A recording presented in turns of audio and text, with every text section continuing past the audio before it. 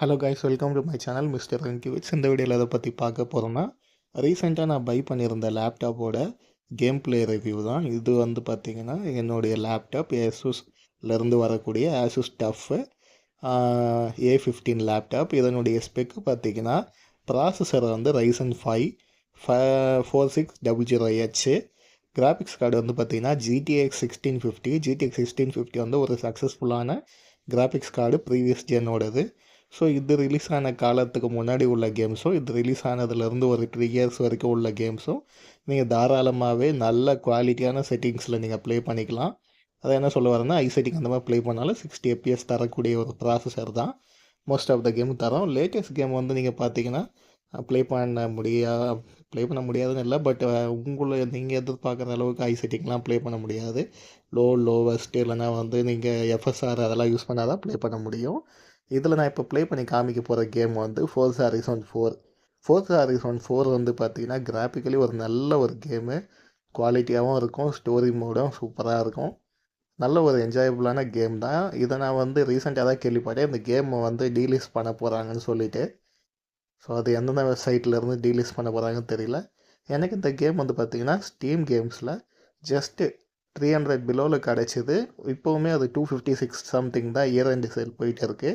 நீங்கள் இந்த வீடியோவை டிசம்பரில் பார்க்குறீங்கன்னா கண்டிப்பாக போய் செக் பண்ணி பாருங்கள். ஆஃப்டர் ஜான்வரிக்கு அப்புறம் அந்த சேல் இருக்குமா தெரியாது. நான் வந்து பார்த்திங்கன்னா M.1 TB யூஸ் பண்ணுறேன். அதில் தான் கேம்ஸ் எல்லாம் இருக்கும். அப்போ தான் வந்து ரன் பண்ண ஸ்மூத்தாக இருக்கும். FPS வந்து உங்களுக்கு மேலே நான் கொடுத்துருக்கேன், நீங்கள் அதை பார்த்துக்கலாம். ஒவ்வொரு செட்டிங்காக வச்சு நான் உங்களுக்கு ரிவ்யூ காட்டுறேன். மெயினாக வந்து கொஞ்சம் குவாலிட்டி நல்லா இருக்கா மாதிரி என்னென்ன செட்டிங்ஸ் இருக்குன்னு பார்த்தீங்கன்னா, டைனாமிக் ப்ரீசெட் செட்டிங்ஸில் போனீங்கன்னா டைனாமிக் ப்ரீசெட்டில் மீடியம் செட்டிங்ஸ் வந்து கொஞ்சம் நல்லா இருக்கும், குவாலிட்டியும் நல்லா இருக்கும், உங்களுக்கு ப்ளே பண்ணவும் நல்லா இருக்கும். ஆக்சுவலாக இந்த ஒரு ஸ்பெக்கில் பார்த்தீங்கன்னா கிட்டத்தட்ட உங்களுக்கு 60லேருந்து 70 FPS வரைக்கும் தாராளமாக கொடுக்கும். நான் சொல்கிறது வந்து பார்த்திங்கன்னா நல்ல ஒரு ஓப்பன் சரௌண்டிங்கில் அந்த மாதிரி டைமில் தான் நமக்கு FPS வந்து ரொம்பவுமே டவுன் ஆகும். அந்த டைம்லேயுமே ஆவரேஜாக 60 வந்து மெயின்டைன் பண்ணும். அதுதான் வந்து நமக்கு தேவை கேம் பிளேயில். 60+ இருந்தாலே அது வந்து பார்த்திங்கன்னா கேமர்ஸ்க்கெலாம் ஒரு பிளெஸிங் மாதிரி தான். கண்டிப்பாக அதெல்லாம் வந்து ஸ்மூத்தான ஒரு கேம் பிளே எக்ஸ்பீரியன்ஸை நமக்கு தரும். அதுக்கு கம்மி வந்துச்சுன்னா 30 FPS வந்து உங்களுக்கு கேஷுவல் கேமுக்கு போதும். பட் ரேசிங் அண்டு ஷூட்டிங் கேமெல்லாம் போதுமானது அது டிபெண்ட்ஸ் ஆன உங்களுடைய மைண்ட் செட்டு தான். நீங்கள் ப்ளே பண்ணும்போது உங்களுக்கு அது லேக் இல்லாமல் இருக்கணும். ரொம்ப வந்து அப்ஸ் அண்ட் டவுன்ஸ்லாம் போச்சுன்னா பிரச்சனை தான். நெக்ஸ்ட் வந்து ஐ செட்டிங் வச்சு காட்டுறேன் பாருங்கள். இந்த ஐ செட்டிங்லேயும் 60 FPS கிட்ட வருது. 55 ஆரம்பித்து ஒரு 70 to 75 வரைக்கும் போகுது. ஆவரேஜாக வந்து உங்களுக்கு 55 to 60 இருக்கும். அதுவே உங்களுக்கு போதுமானது தான். நல்ல ஒரு ஸ்மூத்தான கேம் பிளேக்கு கண்டிப்பாக அது போதும். குவாலிட்டி வந்து ஐ செட்டிங் தான் வச்சுருக்கோம். ஐ செட்டிங் வச்சதாலும் உங்களுக்கு அந்த சரௌண்டிங் அந்த ஃபீல்லாம் வந்து பார்த்திங்கன்னா செம்மையாக இருக்கும். கிராஃபிக்ஸ் வந்து வேறு லெவலில் இருக்கும். ஸோ நீங்களே பார்த்துக்கலாம். FPSஸை நீங்கள் கொஞ்சம் ஜூம் பண்ணி கூட பார்க்கறனால பார்த்துக்கோங்க. ஸோ உங்களுக்கு தெரியணுன்ட்டு தான் கொஞ்சம் பெரிய சைஸில் செட் பண்ணியிருக்கேன். லோடிங் டைமும் பார்த்திங்கன்னா M.2 இருக்கிறதால கொஞ்சம் ரீஸ்டார்ட்லாம் ஆகும்போது குயிக்காகவே ரீஸ்டார்ட் ஆகுது. அதே போல் கேம் வந்து ஃபாஸ்ட் ட்ராவல் பண்ணும்போது குயிக்காக ஃபாஸ்ட் ட்ராவல் ஆகுது. எல்லாமே ஃபாஸ்ட்டாக தான் இருக்குது, எந்த வித இஷ்யூஸும் இல்லை. 68 GB ரேம் வந்து நல்லாவே நமக்கு ஹெல்ப் பண்ணுது. ஸோ அது கம்மி 8 GB ரேம்லாம் நீங்கள் போட்டிங்கன்னா ஓரளவுக்கு இதை விட பர்ஃபார்மன்ஸ் கம்மியாக இருக்கும்னா வச்சுக்கோங்களேன். இது வந்து இப்போ எனக்கு ஒரு ஐ செட்டிங்கில் 60 to 70 கிடைக்குதுன்னா உங்களுக்கு வந்து பார்த்திங்கன்னா ஒரு 45 to 60 45 to 55 அந்த மாதிரி ரேஞ்சு தான் இருக்கும். ஒரு 10-15 FPS வந்து மேபி கம்மியாகலாம். அது டிபெண்ட்ஸ் ஆன் கேம் டெவலப்பர்ஸோடைய அந்த ஆப்டிமைசேஷனை பொறுத்தது தான். கண்டிப்பாக உங்களுக்கு ரேம் கம்மியாக யூஸ் பண்ணும்போது 8 GB ரேம் பத்தாது. நீங்கள் அட்லீஸ்ட் 16 GB அது போங்க. அது வந்து 2 ஸ்லாட் போங்க, 8 GB + 8 GB. ஸோ பார்த்திங்கன்னா உங்களுக்கே தெரியும். இப்போ நம்ம ஐ செட்டிங்கில் வச்சதுக்கப்புறம் பாருங்கள், அந்த டெக்ஸ்சர், அந்த சுற்றி உள்ள டைனமிக் ரேஞ்சு, அந்த தூரத்தில் உள்ள டீட்டெயில்ஸு, அந்த வீடு, அந்த ஸ்மூத்னஸ் பாருங்கள். ஸ்மூத்னஸோடு சுற்றி உள்ள டீட்டெயில்ஸுமே கிளியராக இருந்துச்சுன்னா அதுதான் கெத்து. வேறு லெவல் கேம் ப்ளேவாக இருக்கும். ஸோ அந்த வகையில் பார்த்தீங்கன்னா இது செம்மையான ஒரு கேமிங் எக்ஸ்பீரியன்ஸாக இருக்கும். இந்த கேம் நீங்கள் வாங்குனீங்கன்னா மஸ்ட்டு வந்து மீடியம் செட்டிங்கில் வச்சு விளையாண்டு பாருங்கள். சும்மா அந்த ஃபீலே வேறு தான். இல்லை நீங்கள் வந்து எஃப்பிஎஸ் தான் உங்களுடைய மோட்டோ, நீங்கள் வந்து சேலஞ்சிங் ரேஸ் போகிறீங்க, இதில் வந்து மல்டிப்ளேயர் இருக்குல்ல, நான் சேலஞ்சிங் ரேஸ் தான் ப்ரோ அடிக்கடி போவேன்னா இருக்கிறதுலே கம்மி செட்டிங் லோவஸ்ட்டு செட்டிங் வச்சு விளையாடுங்க. சரி, இப்போ இந்த ஐ செட்டிங் பார்த்தாச்சு டைனாமிக் ப்ரீசெட்டில். நெக்ஸ்ட் வந்து பார்த்தீங்கன்னா டேரெக்டாகவே கிராஃபிக்ஸ் செட்டிங்ஸ்குள்ளே போயிடலாம். டைனாமிக் ப்ரீசெட்டை விட்டுட்டு இதில் இருக்கிறதுலே ஹையஸ்ட் செட்டிங் பார்த்தீங்கன்னா அல்ட்ரா செட்டிங் தான். அல்ட்ரா செட்டிங் வச்சு பார்ப்போம். ஸோ Forza Horizon 5 உங்களுக்கு இந்த எஃப்எஸ்ஆர் சப்போர்ட்லாம் கிடைக்கும். இதில் அது கிடையாதா உங்களுக்கு வந்து பார்த்தீங்கன்னா 1080p தான். ஸோ டைனாமிக்கில் வச்சிங்கன்னா கூட ஓரளவுக்கு அந்த மாதிரி எஃப்எஸ்ஆர் மாதிரி இருக்கும்னு வச்சுக்கோங்களேன். இது வந்து பார்த்தீங்கன்னா உங்களுக்கு அல்ட்ரா ப்ரீசெட்டில் பியூர் 1080pனா 1080p தான். அந்தளவுக்கு வந்து உங்களுக்கு கிளியராக இருக்கும் பிக்சர் குவாலிட்டி. ஸோ இதில் அல்ட்ரா செட்டிங்கில் வந்து எந்த அளவுக்கு பர்ஃபார்ம் பண்ணுதுன்றதை நீங்களே பாருங்கள். இதை மட்டும் நான் கொஞ்சம் லென்த்தாகவே உங்களுக்காக போஸ்ட் பண்ணியிருக்கேன். எப்படி இருக்குன்னு சொல்லிட்டு பாருங்கள். பார்த்துட்டு கமெண்ட்ஸில் சொல்லுங்கள்.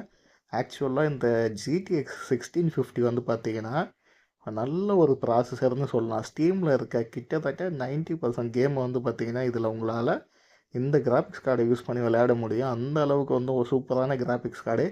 லேட்டஸ்ட் கேம் வந்து அந்தளவுக்கு நான் கேரண்டி தர மாட்டேன். ஏன்னா பார்த்தீங்கன்னா இந்தியானா ஜோன்ஸ் எல்லாம் சப்போர்ட் பண்ணலை.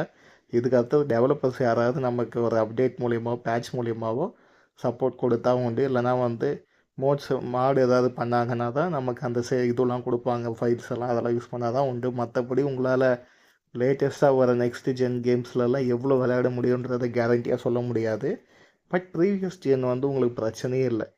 நீங்கள் நிறைய கேம் வந்து ப்ளே பண்ணலாம். அதாவது நான் என்ன சொல்கிறேன்னா 2023 அதுக்கு முன்னாடி வந்த கேம்ஸ்லாம் தாராளமாக ப்ளே பண்ணலாம்.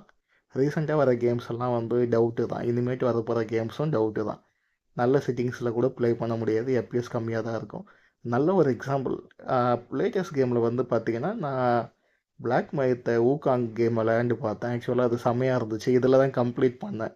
சாப்டர் 4லேருந்து 6 வரைக்கும் இதில் விளையாண்டு தான் கம்ப்ளீட் பண்ணேன். ஸோ ஓகே, இப்போ இது அல்ட்ரா செட்டிங் பார்க்கலாம். அல்ட்ரா செட்டிங்கில் பாருங்கள், பார்த்தா உங்களுக்கே தெரியும் எஃப்பிஎஸ் வந்து ப்ளேபிளான எஃப்பிஎஸ் இருக்குது. இதுக்கு முன்னாடி 60+ எல்லாம் இருந்துச்சு, 60, 70லாம் இருந்தது. இதில் அவ்வளோ இல்லைனா கூட பாருங்களேன் 50, 45 to 50, 50க்கு மேலே இதெல்லாம் வந்து நல்லாவே மெயின்டைன் பண்ணுது. எஃப்பிஎஸ் வந்து கன்சிஸ்டாக வச்சுக்குது. உங்களுக்கு வந்து ரொம்ப ஃப்ளக்சுவேட் பண்ணலை, ப்ராப்ளம் கொடுக்கலை. அந்தளவுக்கு வந்து பார்த்திங்கன்னா இதனுடைய மொத்த ஸ்பெக்கும் சேர்ந்து ஒரு லேப்டாப்புக்கு கரெக்டான ஸ்பெக்கு கொடுத்துருக்காங்க. இப்போ நீங்கள் பார்த்த இந்த வீடியோ ஃபுல்லாகவுமே பார்த்தீங்கன்னா ஃபுல் பேஸ்டான Forza Horizon 4 தான். ஏன்னா இந்த கேம் வந்து என்னோடய ஃபேவரட்டான கேமாக இருக்குது. அதனால தான் நான் இதை அவங்களுக்கு ப்ளே பண்ணி காமிக்கிறேன். கிட்டத்தட்ட இந்த கேம் முடிக்க போகுதுன்னு நினைக்கிறேன். ஸோ ஃப்ரீ டைமில் ஒரு ஹாஃப் அன் ஹவர் விளையாண்டே கிட்டத்தட்ட ஒரு 2-3 மாதமாக இல்லை அதுக்கும் மேலே டைம் கிடைக்கல. அந்தளவுக்கு கொஞ்சம் டைமில் வந்து நான் இதை ப்ளே பண்ணி வைப்பேன். அந்த மாதிரி விளையாண்டு இப்போ இதை முடிகிற ஸ்டேஜில் இருக்குன்றது தெரியுது. ஏன்னா நிறைய கேம் ஸ்டோரி மோட்லாம் கம்ப்ளீட் பண்ணிவிட்டேன். இன்னும் கொஞ்சம் தான் இருக்குது முடிக்க. ஸோ நல்ல ஒரு குவாலிட்டியான கேமாக இருந்துச்சு. ஸோ இதனுடைய ரிவ்யூ உங்கள் கூட ஷேர் பண்ணலாமே. ஸோ நீங்களும் வந்து ஓல்டு ஸ்பெக்கில் வச்சுருந்தீங்கன்னா உங்களுக்கு ஒரு டவுட் இருக்கும், இந்த கேம் ப்ளே பண்ணலாமா வாங்கலாமான்ட்டு. இப்போ இதை நீங்கள் தாராளமாக வாங்கலாம். ஏன்னா இதனுடைய ப்ரைஸ் பார்த்தீங்கன்னா ஜஸ்ட்டு 300 பிலோ தான். 256 அந்த மாதிரிலாம் கிடைக்குது. அந்த ப்ரைஸுக்கு வந்து இது ஒரு வர்த்தான கேமான்னு கேட்டிங்கன்னா தாராளமாக வாங்கலாம். ஏன்னா இதனுடைய கிராஃபிக்ஸு ஸ்டோரிலாம் பார்த்தீங்கன்னா செம்மையாக இருக்கும். நீங்கள் இந்த கேமை வந்து என்ஜாய் பண்ணுற அளவுக்கு இதனுடைய ஸ்டோரி, கிராஃபிக்ஸு, கேம் ப்ளே, இதனுடைய செட்டிங்ஸ், இது நீங்கள் எக்ஸ்பாக்ஸ் கண்ட்ரோலர்லாம் விளையாண்டிங்கன்னா வேறு லெவலாக இருக்கும். ஓகே, இப்போ நீங்கள் இந்த கேமுடைய பர்ஃபார்மன்ஸ் ஃபுல்லாக பார்த்துட்டீங்க. இது GTX 1050 வச்சுருந்தாலும் சரி, நீங்கள் ஓல்டு கார்டு வச்சுருந்தா கூட சரி, இப்போ GTX 750 Ti, GTX 750, 650 Ti இந்த மாதிரி ஓல்டு கார்டு வச்சுருந்தாலும் சரி, இந்த கேம் நீங்கள் மஸ்ட்டு ப்ளே பண்ணி பாருங்கள். செம்மையாக பர்ஃபார்ம் பண்ணும். உங்களுக்கு வந்து லோவஸ்ட் செட்டிங்லையாவது ஒரு 60 FPS வரைக்குமாவது கொடுக்க பார்க்கும். அந்தளவுக்கு வந்து ஒரு நல்ல குவாலிட்டியான கேம் தான். இந்த ப்ரைஸுக்கு இது தர பர்ஃபார்மன்ஸு, கேம் ப்ளே, ஸ்டோரி இது எல்லாத்தையும் பேஸ் பண்ணி பார்த்தா இது ஒரு வர்த்தான கேம் தான். உங்களுக்கு நல்ல ஒரு லாங் செஷன் விளையாடுவீங்க, நிறைய ரேஸ் கலந்துப்பீங்கன்னா இதில் ஏகப்பட்ட ரேசிங் மோடு இருக்குது. மஸ்ட்டு ப்ளே பண்ணி பாருங்கள். இந்த கேமை உங்களுக்கு கண்டிப்பாக பிடிக்கும். ஸோ இதே போல் அடுத்து ஒரு நல்ல கேம் ப்ளே வீடியோவில் சந்திக்கலாம். தேங்க்ஸ் ஃபார் வாட்சிங். Bye. Have a nice day.